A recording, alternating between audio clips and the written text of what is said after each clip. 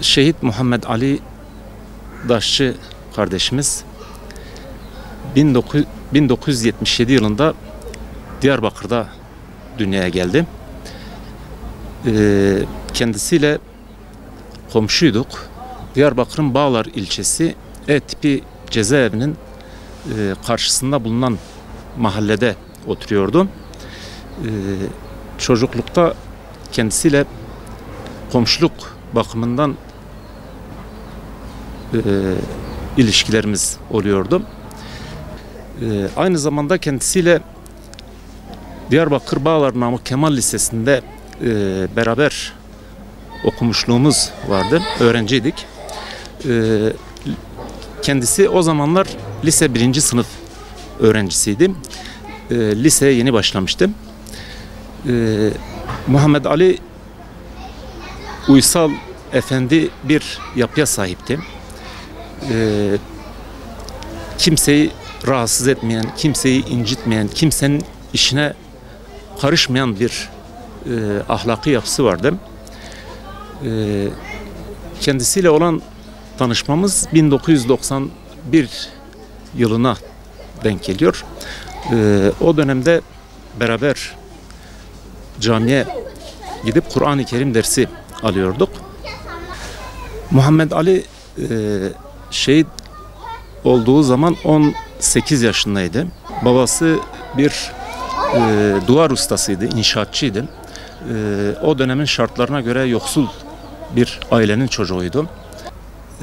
O dönemde malum PKK örgütü gençlerin camiye gitmesinden, Kur'an dersi almasından son derece rahatsız olmuştu.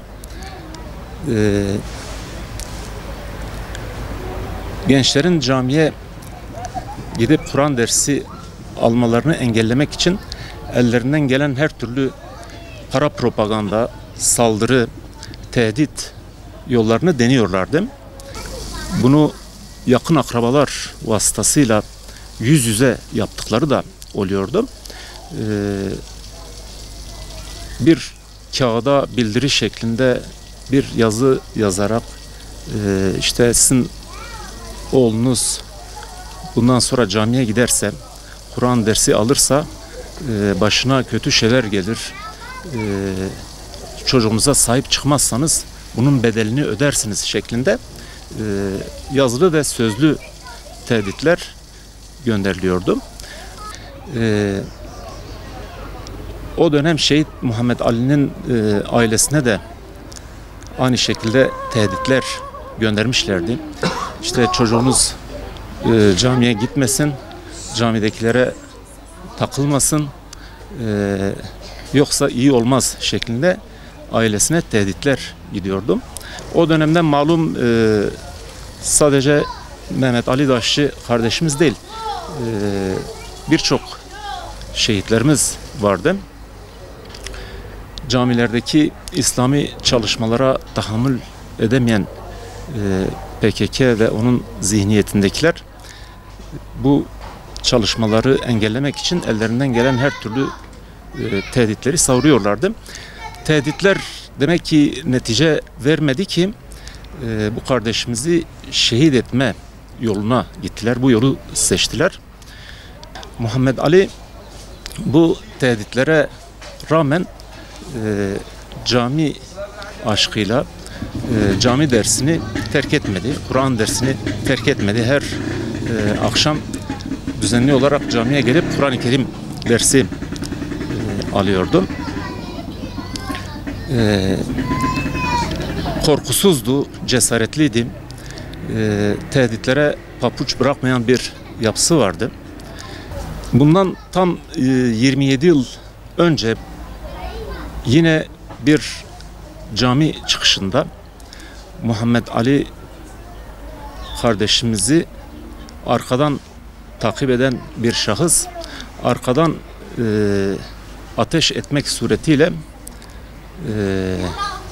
onu yaraladı. Akabinde Muhammed Ali kardeşimiz Dicle Üniversitesi Tıp Fakültesi Hastanesi'ne kaldırıldı. Orada tedavisi devam etti. Boyundan aşağısı felç durumdaydı, tutmaz durumdaydı. Biz kendisini ziyarete de gidiyorduk sürekli. Bir ara sırf latife olsun diye kendisine sen şehadeti kaçırdın demiştim. O da buna karşı gülümsemişti. Demek ki hoşuna gitmişti veya içine doğmuştu şehit olacağım. Tedavisi yaklaşık bir 10-15 gün tahmin edersem sürdü. Yani doktorların dediğine göre herhangi bir hayati tehlikesi de yoktu o esnada. Biz onun şehit olacağını da beklemiyorduk. Hatta üzülüyorduk, işte kötürüm kalacak, felçli kalacak diye biz üzülüyorduk. Ama şehadet haberi ani bir şekilde geldi. Ve biz onun şehadetine sevindik. Yani dedi ki kötürüm kalmasındansa, ömür boyu felçli olmasındansa şehadet gibi büyük bir mertebeye nail olması daha iyidir şeklinde biz düşünüyorduk. O dönemin mücadelesini bu şekilde şehit olarak kazanmıştı Muhammed Ali kardeşimiz. Şehadetinden sonra ailesi İslam davasına karşı daha çok bilinçlendiler, daha çok sahiplendiler. Rahmetli babası, rahmetli annesi aynı şekilde İslam davasına daha bir dört elle sarıldılar. Örgüte karşı nefretleri, kinleri daha bir arttı diyebilirim. Herkes tarafından sevilen, herkes tarafından takdir edilen bir yapısı vardı. Genç olmasına rağmen çok efendi, çok uysal bir yapısı vardı. Şehadeti mahallesinde yaşadığı mahallede büyük bir üzüntüyle karşılandı. Çünkü yapı olarak dediğimiz gibi halim selimdi. Kimseye zararı yoktu.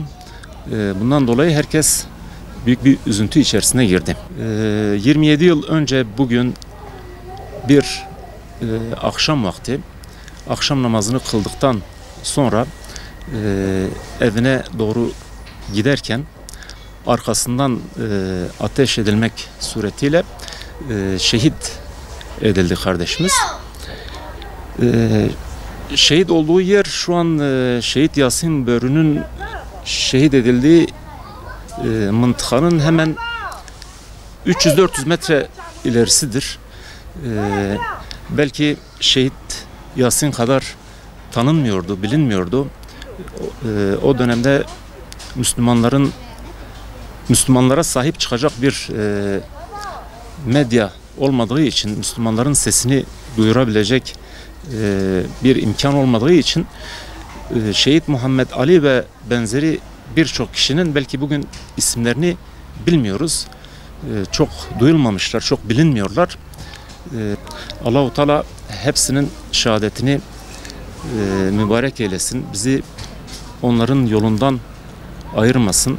Bizi onların şefaatinden mahrum eylemesin.